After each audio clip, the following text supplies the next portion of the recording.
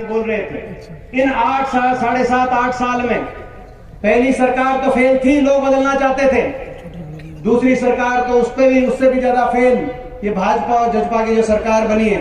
ये तो ऐसी सरकार है कि चंडीगढ़ से बाहर नहीं निकल पा रहे।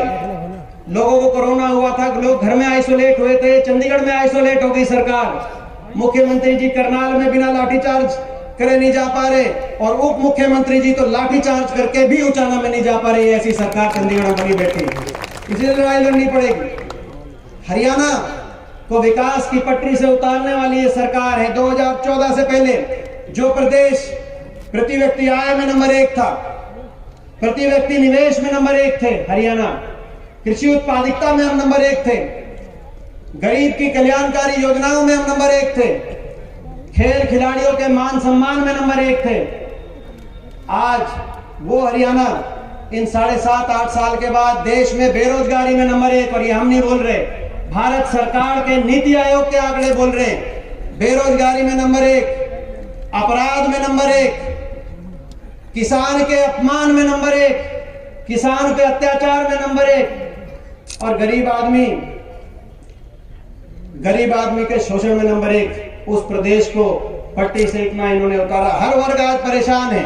गरीब आदमी की अभी मैं सुन रहा था, जो अब आपके बीच में अपनी बात रख रहे थे, एससी वर्ग के हमारे भाई हैं, उन्होंने अपनी बात रखी। क्या नाम है? धर्मपाल सिमार जी, उन्होंने अपनी बात रखी। गरीब आदमी की सारी योजनाओं को, हमारे समय 100 गज के प्लॉट की योजना बंद जो चल रही थी, जिसमें 4 लाख परिवारों को 100 गज के प्लॉट मिले थे, वो बंद। मकान योजना चल रही थी, प्रियदर्शनी आवास योजना, 3 लाख परिवारों को किस्त मिली थी मकानों की, वो बंद। दाल रोटी स्कीम चल रही थी, वो बंद। मुख्यमंत्री मुफ्त इलाज योजना चल रही थी, वो बंद। पीने के पानी की टंकी टूटी की योजना चल रही थी, वो बंद। हाथ में गरीब आदमी के पानी का बिल और थमा दिया।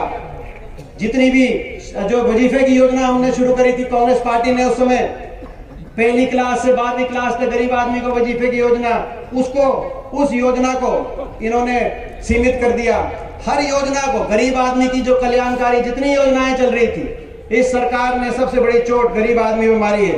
और जो आज महंगाई और बेरोजगारी, जिसमें हरियाणा नंबर 1 है, उसकी चोट भी गरीब आदमी पे आज सबसे ज्यादा। उनका आज घर का बजट बिगड़ गया और घर चलना गरीब आदमी का मुश्किल हो गया। ये इस सरकार के अच्छे दिन है। इसी तरीके से कर्मचारी आज अपनी पुरानी पेंशन, पंजाब स्केल, सारी मांगों को लेकर आंदोलन कर करके कर्मचारियों ने इस सरकार से सारी आस छोड़ दी। छोटा व्यापारी, जिसके गले में कभी नोटों की घड़ियां होती थी, आज वहां पे सिक्के पड़े हैं। आज छोटा व्यापारी, आज जो आर्थिक मंदी की वजह से, उसने इस सरकार से आज आस छोड़ दी। और किसान तो इस सरकार की सबसे ज्यादा निशाने पे अगर कोई है तो किसान है। हरियाणा को प्रयोगशाला बना दिया इन्होंने कि किसान का कैसे तिरस्कार किया जाए। आज किसान एक कर किसान को निशाने पे लग रहे, एक करके चोट किसान को मारने लग रहे। अभी डीएपी की बात हो रही थी, मैं देख रहा था आज के अखबार में। आज सुबह भी 5 बजे लाइन में हमारी बहन बेटियां जींद में लगी हुई थी डीएपी के लिए। ये परिस्थिति है, जल भराव की स्थिति बहुत है। मैं हुड्डा साहब को वैसे पता है सारी बात, आप गाँव में भी गए थे, लेकिन मैं भी बहुत गांव में गया था, मैं उनकी जानकारी में लाना चाहता। जल भराव, जींद में बहुत सा ऐसा किसान है जो एक तरीके से भूमिहीन हो चुका है, क्योंकि उनकी 2 फसलें खराब हो गई। तो ये जल भराव की बड़ी व्यापक समस्या है, इसकी हमें लड़ाई लड़नी है, ताकि इनको मुआवजा जितना हो सके इस बहरी सरकार के कान में इनकी बात पहुंचाने की लड़ाई लड़नी है किसान की। तो किसान को तो एक चोट ऐसी किसान पे मारे। जल भराव की समस्या, खरीद बंद कर दी, धान की, बाजरे की खरीद नहीं करी एमएसपी पर। खरीद की समस्या, जब अपना खेत में बुआई करो तो खाद नहीं, जब जो अपना फसल लेके जाओ मंडी में तो खरीद नहीं। तो आज किसान, और सबसे बड़ी बात आंदोलन, किसान आंदोलन अपने भविष्य को बचाने के लिए पिछले 1 साल से किसान आंदोलन लड़ रहा है। मैं आपके बीच में आपका बेटा हूं। आज ये जो सारी बात है, आपने जिम्मेदारी लगाई है। संसद के अंदर मैं बात लेके जाऊंगा। ये विपक्ष आपके समझ कार्यक्रम है। विपक्ष 2 जगह बैठेगा, 2 जगह बैठता है, हरियाणा की विधानसभा में और देश की संसद में। मैं आपको एक विश्वास दिलाना चाहता हूं, आप ये मत सोचना कि विधायक तो इतने, हुड्डा साहब के नेतृत्व में विधानसभा में आपकी लड़ाई लड़ी जाएगी और संसद में 15 सांसद हैं, हरियाणा से 14 भाजपा के हैं और विपक्ष में एक ही सांसद है। आप अकेला मत सोचना, मेरे साथ आपका आशीर्वाद है। आपकी वहां पे आपकी आवाज बुलंद की जाएगी, संसद में आपकी लड़ाई लड़ी जाएगी। और मैं आपका बच्चा होने के नाते एक और बताना चाहता हूं, जो मैंने देखा इस किसान आंदोलन में, देश की सबसे बड़ी पंचायत है, उसमें क्या हो रहा है उस पर भी नजर आपकी होनी चाहिए। जो मैंने देखा उस बारे में मैं कहना चाहता हूं। जो मुझे दर्द हुआ वो आपके बीच में नहीं रखूंगा तो कहां रखूंगा। मुझे इस बात का दुख नहीं है, दुख तो है लेकिन दर्द उतना नहीं है। दुख है कि भाई सरकार की तरफ से बार बार कहा गया कि भाई खड़े होके कि किसान की बात नहीं मानेंगे, किसान की कोई मांग नहीं मानेंगे। लेकिन उससे कहीं ज्यादा दर्द इस बात का है, ये नहीं कि खड़े होकर मंत्री जी ने कहा कि हम किसान की कोई सारी मांगों को अस्वीकार करते हैं, लेकिन उससे जो कहीं ज्यादा दर्द इस बात का है कि कोई एक विधायक, एक सांसद, सोचने वाली बात है, एक विधायक, एक सांसद, एक मंत्री, चाहे दिल्ली की बात हो चाहे हरियाणा विधानसभा की बात हो, किसी ने खड़े होकर ये नहीं कहा एक ने कि हम मांग तो नहीं मानते, लेकिन दीपेंद्र तुम ठीक कह रहे हो, 700 किसानों की जान चली गई। कोई टिकरी बॉर्डर पे था, कोई सिंगू बॉर्डर पे था, कोई जींद का था, कोई जुलाने का था। 700 किसानों की जान चली गई। कोई लखीमपुर में गाड़ियों के नीचे, बीजेपी के नेताओं गाड़ियों के नीचे कोई आ गया था, रौंद दिया गया था। हमें दुख है क्योंकि इस देश में ये देश के नागरिक थे।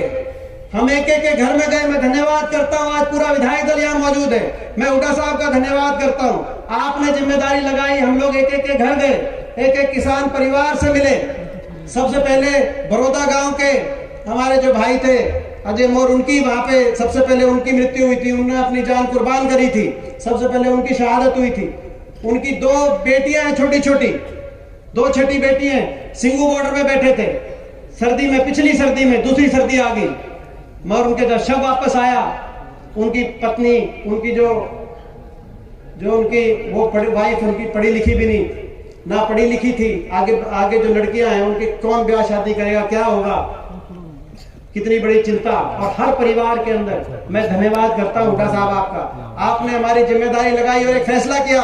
जैसे कंडेला में जो किसान शहीद हुए थे, अपनी सरकार बनी थी, उन सभी को किसान शहीद का दर्जा देकर उनके घर में रोजगार और आर्थिक मदद का आपने निर्णय लिया। ऐसे ही आपने फैसला किया कि कभी सरकार बनेगी, कांग्रेस पार्टी की सरकार बनेगी, तो जो भी हरियाणा के इनमें से किसान परिवार हैं उन सभी को रोजगार, आर्थिक मदद, और अब बिना सरकार के भी अपनी निजी जेब से हर परिवार को 2-2 लाख रुपए देने का काम किया, तो आपने किया। आज हरियाणा में मैं पूछना चाहता हूं, मैं पूछना चाहता हूं, क्या इन परिवारों को आंसू पहुंचने के लिए मैं आपसे पूछना चाहता हूं, इन परिवारों का आंसू पहुंचने का क्या किसी और का हक था कि नहीं था? मैं आपसे पूछना चाहता हूं। आज सरकार की तरफ से, सरकार के मंत्री छोड़िए, कोई संतरी चपरासी भी इनकी तरफ, या जो एक सामाजिक जिम्मेदारी होती है, भाजपा की तरफ से, जजपा की तरफ से, इनेलो की तरफ से, जिन्होंने इस्तीफा दिया, अभय सिंह जी ने इस्तीफा दिया। लेकिन दुख इस बात का है, इन किसी किसान परिवार के आंसू पोंछने के लिए अगर कोई गया और किसी ने इन परिवारों को संभालने का काम किया, तो कांग्रेस पार्टी और चौधरी भूपेंद्र सिंह हुड्डा जी ने किया। ये इस तरह की, मगर दुख इस बात का है आपके बीच में मैं इसलिए रख रहा हूं कि वहां पे कोई खड़ा भी नहीं हुआ, मगर मुझे परवाह नहीं, कोई खड़ा नहीं हुआ संसद में कि हमें दुख है, हमें संवेदनशीलता है, हमें संवेदना है। लखीमपुर के अंदर आपने देखा किस तरीके से कीड़े मकोड़ों की तरह देश के किसान को घमंड के घोड़े में पे सवार अपनी गाड़ियों के तले रौंद दिया गया। और जो रौंदा गया, मुख्य आरोपी जो है, उनके पिता देश के केंद्रीय गृह राज्य मंत्री हैं, केंद्रीय गृह राज्य मंत्री। मुझसे लोगों ने पूछा कि आप क्यों गए लखीमपुर के अंदर? मैं आपके बीच में बताना चाहता हूं क्यों गए।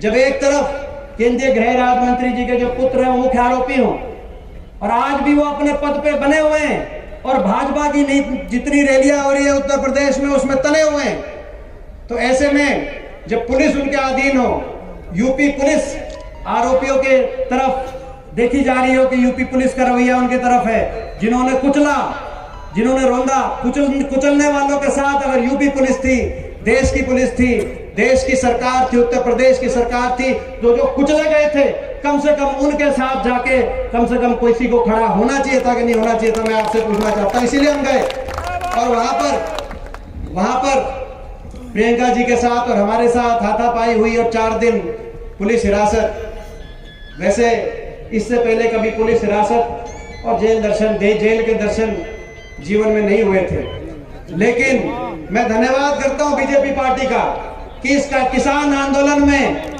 ये तो ऐसा तमगा दे दिया बीजेपी ने, मैं सारी उम्र लगा के बैठूंगा। उत्तर प्रदेश में जो जेल दर्शन जो बीजेपी की सरकार ने कराया, योगी सरकार ने कराया, मेरे को तो तीर्थ यात्रा करा दी, मैं इनका बहुत बहुत धन्यवाद करता हूं। और लड़ाई लड़ेंगे तो मैं अंत में आप सबका, क्योंकि जींद में ये कार्यक्रम हो रहा है, जींद में हमारी पार्टी का प्रदर्शन ठीक नहीं रहा पिछले कई समय से, ये बात भी सही है, लेकिन अपनेपन में कोई कमी नहीं रही। जींद के जब विकास की बात आई, अभी बता रहे थे जयप्रकाश जी, उस रैली के याद दिला रहे थे जो रैली हुई थी यहाँ शहर के अंदर, जिसमें ये जो पंजाब बॉर्डर से लेकर जींद रोहतक तक 4 लेन का फाउंडेशन रखा गया था और सोनीपत वाली रेल लाइन का फाउंडेशन रखा गया था, स्टेडियम का पत्थर रखा गया था और जींद की यूनिवर्सिटी का पत्थर रखा गया था। आपको याद है वो रैली? ही नहीं याद है? याद है? शेड में कौन कौन था, एक बार हाथ खड़े करके बताइए उस रैली में। शेड में जो यहाँ पे शेड में रैली हुई थी, सीपी जोशी जी आए थे। उस समय हमारा कोई विधायक नहीं था जींद में, हम 5 सीटें आए हुए थे, ठीक बात है ना, कोई विधायक नहीं था, लेकिन अपनेपन, ये अपनेपन की बात होती है। आज ये यूनिवर्सिटी, जींद की यूनिवर्सिटी, इसकी भी बात मैं हुड्डा साहब के सामने रखना चाहता हूँ। यह आपने यूनिवर्सिटी यहाँ बनाई, आज दुख की बात है कि इस यूनिवर्सिटी में ना वाइस चांसलर 1 साल से, ना रजिस्ट्रार 1 साल से, आधा स्टाफ नहीं। ये तो यूनिवर्सिटी को खत्म करने के रास्ते पे चल रहे हैं। मगर अपनेपन की ये बात होती है।